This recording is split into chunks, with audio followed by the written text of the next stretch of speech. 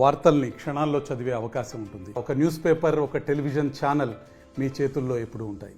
Manual surgery నుంచి robotic and advance DaVinci robotic surgeries వరకు వచ్చింది. అయితే ఇప్పుడు ప్రెసెంట్ ఈ డావిన్సీ ఎక్స్ రోబోటిక్ సర్జరీ అనేది మన కిమ్స్ లోనే అవైలబుల్ ఉంది. అసలు ఆ రోబోటిక్ అడ్వాన్స్ టెక్నాలజీ ఎలా ఉండబోతుంది ఏంటని డాక్టర్ తెలుసుకున్నాం. విమలాకర్ గారు చెప్పండి, ఈ అడ్వాన్స్ డావిన్సీ ఎక్స్ రోబోటిక్స్ ఎలా ఉండబోతుంది, ప్రీవియస్ రోబోట్స్ పోల్చుకుంటే ఇది ఎలా ఉండబోతుంది? ఉన్న రోబోటిక్ సిస్టమ్స్ లో ఇది నిజంగా అడ్వాన్స్ సిస్టమ్. ఇప్పుడు ఇండియాలో ఉన్న రోబోటిక్ సిస్టమ్స్ లో అడ్వాన్స్ సిస్టమ్. సో ఇంతకు ముందు ఏంటి, ఓపెన్ సర్జరీ అంటే పెద్దగా కోతలు ఉండేవి. తర్వాత లాప్రోస్కోపీ వచ్చింది. లాప్రోస్కోపీలు ఏంటి, మనం ఒక చోట చేతితో కదిపితే దాని టిప్పుతో సర్జరీ జరిగేది. ఇప్పుడు అలా కాదు, మనం ఒక మెషిన్ కు కమాండ్ ఇస్తే మన చేతులతో చేసే పని చేతు లాంటిదే బాడీలోకి వెళ్ళి చేయడం జరుగుతుంది. అంటే ఏంటి, ఇక్కడ పెల్విస్ అంటాం, అక్కడ మనకు చేతులు అందని ప్లేస్ లో, కనపడని ప్లేస్ లో, చాలా నేరో పెల్విస్ లో కూడా కోలోరెక్టల్ సర్జరీస్ కావచ్చు, పైన లివర్ సర్జరీస్, పైతే బొట్టప్ సర్జరీస్, ప్యాంక్రియాస్ సర్జరీస్, క్లోమగ్రంథి సర్జరీస్, ఇవన్నీ చాలా కాంప్లెక్స్ సర్జరీస్. వీటన్నిటి కూడా రోబో వల్ల ప్రిసిషన్ అంటే కరెక్ట్ ప్లేన్ లోకి వెళ్ళడం జరుగుతుంది. 3D విజన్ ఉంటుంది, ప్రతి దాన్ని అన్ని సైడ్ల నుంచి చూడడం జరుగుతుంది. సూచరింగ్ చాలా ఈజీగా ఉంటుంది, బ్లడ్ లెస్ ఫీల్డ్ ఉంటుంది, ఫాస్ట్ గా అవుతుంది. ఆపరేషన్ అయిపోయిన తర్వాత ఫాస్ట్ రికవరీ ఉంటుంది, పెయిన్ చాలా తగ్గిపోతుంది. అండ్ వారం రోజుల్లో డిశ్చార్జ్ కావాల్సిన మంచి 3 నుంచి 4 రోజుల్లో డిశ్చార్జ్ కావడం జరుగుతుంది. దీనివల్ల ఇది మీరు అన్నట్టుగా ఖచ్చితంగా ఇది ఒక రెవల్యూషన్. ఆ రెవల్యూషన్ లో మనం కిమ్స్ అండ్ షైన్ హాస్పిటల్ భాగమైనందుకు నాకు చాలా సంతోషంగా ఉంది. దీన్ని ప్రజలు తెలుసుకుని ప్రజలు ఉపయోగించుకోవాలని కూడా కోరుకుంటున్నాను. మన కిమ్స్ లో హైదరాబాద్ లోనే ఇంకా ఎక్కడెక్కడ అవైలబుల్ గా ఉన్నాయి అడ్వాన్స్ రోబోటిక్స్? కిమ్స్ లో 3 ఉన్నాయండి. మెయిన్ కిమ్స్ మినిస్టర్ రోడ్ లో ఒకటి ఉంది, మా దగ్గర ఒకటి ఉంది, అండ్ కొండాపూర్ లో ఉంది. So Kondapur branch, Begumpet branch and KIMS minister road, ఈ 3 బ్రాంచెస్ లో ఉన్నాయి. ప్రైసింగ్స్ తో పోల్చుకుంటే మాన్యువల్ సర్జరీకి అండ్ ప్రీవియస్ గా ఉన్న రోబోటిక్ కి అండ్ ఇప్పుడున్న డావిన్సీ ఎక్స్ రోబోట్ కి ప్రైసింగ్స్ ఎలా ఉండబోతున్నాయి అంటారు సర్జరీలో? మీకు ఒక్క మాట చెప్తాను. మీరు ఓపెన్ సర్జరీలో మనిషి చేసేది ఏ ఇన్స్ట్రుమెంట్, తక్కువ ఇన్స్ట్రుమెంట్స్ వాడతాం. లాప్రోస్కోపీలో లాప్రోస్కోప్ సెట్ వాడతాము, దానికి కొంచెం కాస్ట్ ఉంటుంది. అది కాక రోబో అనేది కాస్ట్లీ, దీనివల్ల కాస్ట్ యాడ్ అవుతుంది అనే నోషన్ ఉండడం చాలా కరెక్ట్. కానీ ఓపెన్ సర్జరీలో 15 రోజుల్లో డిశ్చార్జ్ అయ్యే మనిషి, లాప్రోస్కోపీ సర్జరీలో వారం రోజుల్లో డిశ్చార్జ్ అయ్యే మనిషి, ఇది 3 నుంచి 4 రోజుల్లో డిశ్చార్జ్ అవుతుంది. అంటే హాస్పిటల్ స్టే, మందులు, ప్రాబ్లమ్స్, వాటన్నిటిలో మనం తగ్గించుకొని ఆ కొంచెం కాస్ట్ ని దీనికి యాడ్ చేసుకుంటే అంతే లాప్రోస్కోపీలు అయ్యే అంతే ఖర్చుతో మనం రోబోటిక్ తో ది బెస్ట్ సర్జరీ చేయగలుగుతాం. రైట్, చూసుకుంటే చాలా మందికి ఇన్సూరెన్స్ పాలసీస్ ఉంటాయి అండ్ మిడిల్ క్లాస్ చూసుకుంటే రేషన్ కార్డ్స్ ఇవన్నీ ఉంటాయి, ఏమంటారు ఇవన్నీ ఉంటాయి, హెల్త్ కార్డ్స్ ఉంటాయి.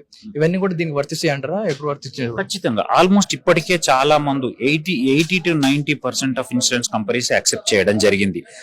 వాళ్ళందరూ మనకు ఇన్సూరెన్స్ లో క్లియరెన్సెస్ ఇస్తున్నారు. ఇంకా కొన్ని కంపెనీస్ ఇంకా ఇయ్యలేవు. వాటికి డావిన్సీ వాళ్ళ సైడ్ నుంచి, అంటే ఇంట్యూటివ్ కంపెనీ సైడ్ నుంచి దే ఆర్ ట్రయింగ్. అది కాకుండా గవర్నమెంట్ సిస్టమ్ లో CGHS, EHS ఇట్లాంటి ఏవైతే ఉన్నాయో అవి ఇంకా యాక్సెప్ట్ చేయలేవు. ఖచ్చితంగా ఆ రోజు కూడా త్వరలో 1 నుంచి 2 ఏళ్లలో వస్తుందని నేను ఆశిస్తున్నాను. ఫైనల్ ఒక క్వశ్చన్, చాలా మంది ఇంజెక్షన్ అంటే భయపడే పేషెంట్స్ ఉంటారు. వాళ్ళు ఇప్పుడు ఇంత పెద్ద రోబోటిక్ సర్జరీ అనగానే భయపడతా ఉంటారు. సో వారికి ధైర్యం చెప్పాలంటే ఒక మాటగా ఏం చెప్తారు? సో ఒకటి, భయపడొద్దు. అంటే వాళ్ళు ఇప్పుడు నీకు ఇంజెక్షన్ ఇవ్వాలి అంటే నీకు కాన్షియస్ ఉన్నావు, నేను చేసే పని నీకు తెలుస్తుంది. రోబోటిక్ లో ఎనీ సర్జరీలో ఫస్ట్ వాళ్ళు మత్తులో ఉంటారు. ఫస్ట్ పాయింట్, మత్తులో ఉన్నప్పుడు వాళ్ళు భయపడే అవకాశమే లేదు. అండ్ వాళ్ళకి ఇంకోటి ఏంటి, ఆపరేషన్ అయిన తర్వాత నొప్పి వస్తుందేమో అనేదే మెయిన్ భయం ఎవరికైనా. ప్రాణం పోయే అవకాశము, నొప్పి రావడం, ఈ రెండే కదా. ప్రాణం పోయే అవకాశాలు లేదా ప్రాబ్లమ్స్ వచ్చే అవకాశాలు దీంట్లో చాలా చాలా చాలా తక్కువ, నెగ్లిజిబుల్ అని చెప్పొచ్చు. నొప్పి కూడా నెగ్లిజిబుల్ అని చెప్పొచ్చు. కాబట్టి వాళ్ళు భయపడడానికి ఎటువంటి అవసరము లేదు, అవకాశము లేదు. ఇది కిమ్స్ లో ఉన్న వచ్చిన ది డావిన్సీ ఎక్స్ రోబోటిక్ సంబంధించిన పూర్తి వివరాలు. అంటే ఈ అడ్వాన్స్ రోబోట్స్ తో పోల్చుకుంటే, ప్రీవియస్ తో పోల్చుకుంటే పెయిన్ఫుల్ సర్జరీస్ ఉండేవి, కానీ ఇప్పుడు వచ్చిన ఈ అడ్వాన్స్ రోబోట్స్ చాలా క్విక్ గా రికవరీ అవుతూ ఉంటాయి. సో ప్రజలు కూడా దీని గురించి అవగాహన పెంచుకోవాలని ఆర్టీవీ తరఫున కోరుతున్నాం. చెప్పండి, ప్రీవియస్ గా మాన్యువల్ సర్జరీస్ తో పోలిస్తే అండ్ ల్యాబ్ సర్జరీస్ తో పోలిస్తే ఈ డావిన్సీ ఎక్స్ రోబోటిక్స్ తో ఎలా ఉండబోతుంది సర్జరీస్ అనేది? DaVinci X robot surgery is also ఒక మినిమల్ యాక్సెస్ సర్జరీ. అంటే చిన్న చిన్న పోర్ట్స్ తో, చిన్న చిన్న హోల్స్ తోనే సర్జరీ చేస్తాం.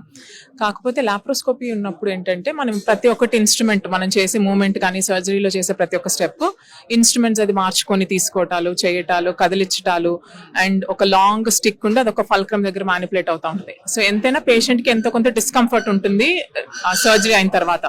వెరేజ్ రోబోట్ లో మనం ఆ పోర్ట్ లో నుంచి ఎప్పుడైతే మనం ఫిక్స్ చేసేస్తామో దెన్ ఓన్లీ మనకి ఎక్కడైతే హ్యాండ్ ఎల్బో దగ్గర రిస్ట్ మూమెంట్ ఎలా ఉంటుందో మన చెయ్యిలానే ఉంటుంది robot. So it goes all around మన 360 degrees మూమెంట్ రావటం వల్ల సో పేషెంట్ కన్నది ఆ పోర్ట్ సైట్ కానీ లోపల కానీ పెయిన్ అన్నది చాలా తక్కువగా ఉంటుంది. మనం చేసే స్టెప్స్ ఆఫ్ సర్జరీ కొంచెం ఫాస్ట్ గా ఈజీగా డీపర్ ప్లేన్స్ కి వెళ్ళినప్పుడు ఈ రోబో మనం ఎటు కావాలంటే ఇటు మూవ్ చేయటం, ఎటు కావాలంటే అటు మూవ్ చేయటం, that 360 degree rotation of the movement ఉండటం వల్ల మ్యానిపులేషన్ అంటాం. అంటే ఏదైతే పోర్ట్స్ దగ్గర మన ఇన్స్ట్రుమెంట్స్ మ్యానిపులేట్ చేస్తాం, మ్యానిపులేషన్ తగ్గి రికవరీ టైం ఫాస్ట్ గా ఉంటుంది, పెయిన్ చాలా చాలా తక్కువగా ఉంటుంది. రికవరీ రేట్ ఎలా ఉండబోతుంది ప్రీవియస్ సర్జరీస్ తో పోలిస్తే డావెన్సీ రోబోటిక్ సర్జరీ తర్వాత రికవరీ రేట్ ఎంత ఫాస్ట్ గా పేషెంట్ రికవరీ అవ్వచ్చు? Okay, so technically speaking very simple straight forward surgery hysterectomy అయ్యాక 6 hours తర్వాత పేషెంట్ ఇంటికి వెళ్ళిపోవచ్చు.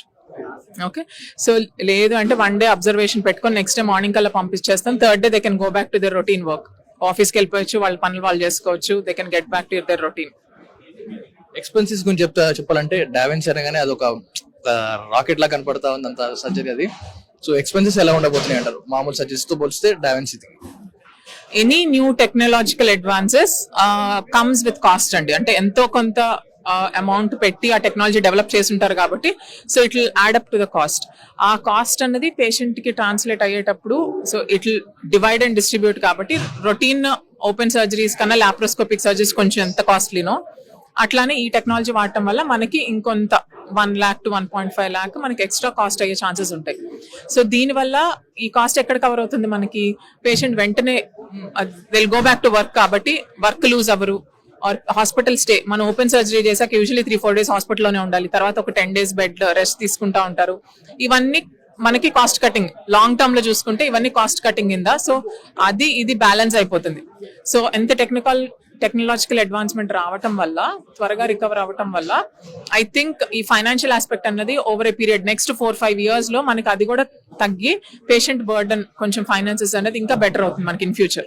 ఫైనల్ గా క్వశ్చన్, డావెన్సీ అడ్వాన్స్ రోబోట్ కాబట్టి ఉమెన్ సర్జరీస్ లో ఇది ఇలాంటి కీ రోల్ పోషించే అవకాశం ఉంది అంటే ఫాస్ట్ రికవరీ ఉంటుంది అన్నారు కదా, ఇలాంటి కీ రోల్ పోషిస్తుంది. ఉమెన్ సర్జరీలో ఎస్పెషలీ లైక్ హిస్టెక్టమీ, ఒవేరియన్ సిస్ట్లు, ఫైబ్రాయిడ్ రిమూవల్ అంటే గడ్డల్లో మయోమెక్టమీ అని అంటాం. సో ఇవన్నీ సర్జరీస్ మామూలుగానే అన్నిట్లో చేస్తూ ఉంటాం. ఎస్పెషలీ వన్ పర్టికులర్ డిసీజ్ ఏదైతే ఎండోమెట్రియోసిస్ అని అంటామో, ఈ ఎండోమెట్రియోసిస్ అనేది లోపల చాలా అంటే క్యాన్సర్ కానీ క్యాన్సర్ అంటున్నాం ఈ రోజుల్లో. సో లోపల పేగులన్నీ ఒకదానికొకటి అతుక్కుపోయి ఉండటం, గర్భసంచి వేరే వేరే ఆర్గన్స్ అతుక్కుపోయి ఉండటం, కిడ్నీకి పక్కన యూరిటర్స్ కి ఇట్లాంటి వాటికన్నిటికీ మనకి చాలా అతుకులు కనపడతాయి. ఇలాంటి అతుకులు ఉన్న సర్జరీస్ మనం ఓపెన్ సర్జరీ అసలు చేయటం చాలా డిఫికల్ట్. లాప్రోస్కోపీలో కొంతవరకు మనం క్లియర్ చేయగలిగి లాప్రోస్కోపీలో మనం clearance ఇవ్వగలుగుతున్నాం.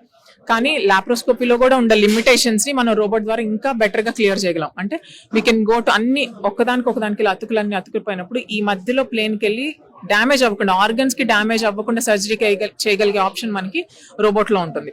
So for especially endometriosis, pelvic adhesions ఉన్న సర్జరీస్ లో ఈ రోబోట్ అన్నది చాలా బాగా హెల్ప్ చేసి సర్జరీ బెటర్ అవ్వటానికి, తర్వాత పేషెంట్ రికవరీ ఇమీడియట్ గా లేచి తన రెగ్యులర్ గా వర్క్ లోకి వెళ్ళిపోవడానికి అన్నది robot is gonna help us allot.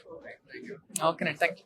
Right, ఇది కీమ్స్ హాస్పిటల్లో స్పెషల్ గా అంటే సర్జరీస్ కోసమే డావెన్సీ ఎక్స్ రోబోటిక్ తీసుకురావడం జరిగింది.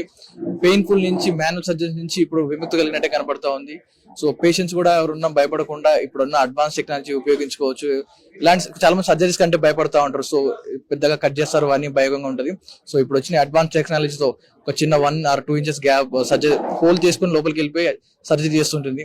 ఇది డావెన్సీ ఎక్స్ రోబోటిక్ సంబంధించిన పూర్తి వివరాలు. మరిన్ని వీడియోస్ కోసం ఛానల్ ని సబ్స్క్రైబ్ చేయండి. లేటెస్ట్ అప్డేట్స్ కోసం వాట్సాప్ ఛానల్ ని ఫాలో అవ్వండి. ఆ లింక్ డిస్క్రిప్షన్ లో ఉంది. అదే RTV యాప్